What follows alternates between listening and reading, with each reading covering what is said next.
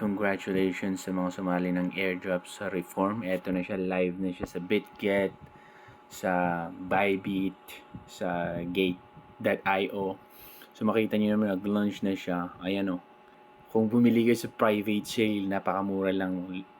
Kasi dito, naka-vesting siya mga lodi. Kaya naagapan yung pagsisell ng isang token.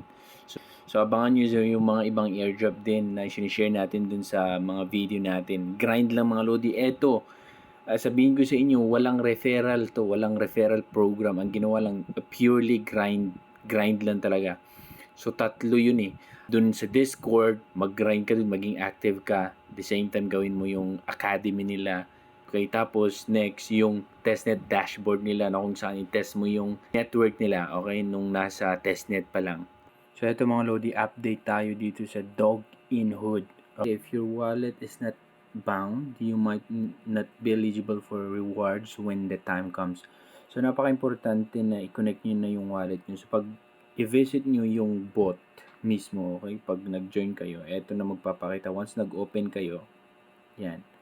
So, kailangan yung i-bind yung Solana wallet nyo. If you don't bind your Solana address, you might not get an airdrop. So, napaka-importante. So, Solana wallet.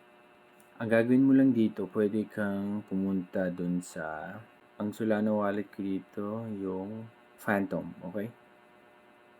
Hanapin ko lang ito, yung Phantom. I-tap mo lang ganyan. Solana. Receive. Copy mo. Okay. Balik ka dun. And then, paste mo dito. Paste. And then, check. Ayun. So, claim mo yung reward. Ayan. Like mo na.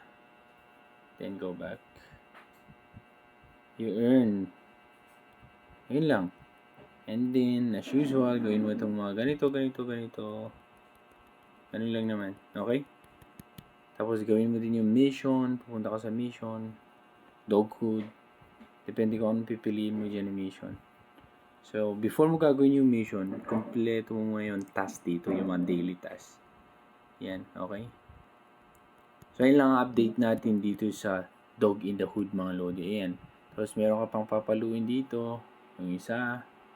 Ayan. Balik ka dun. And then, follow ulit.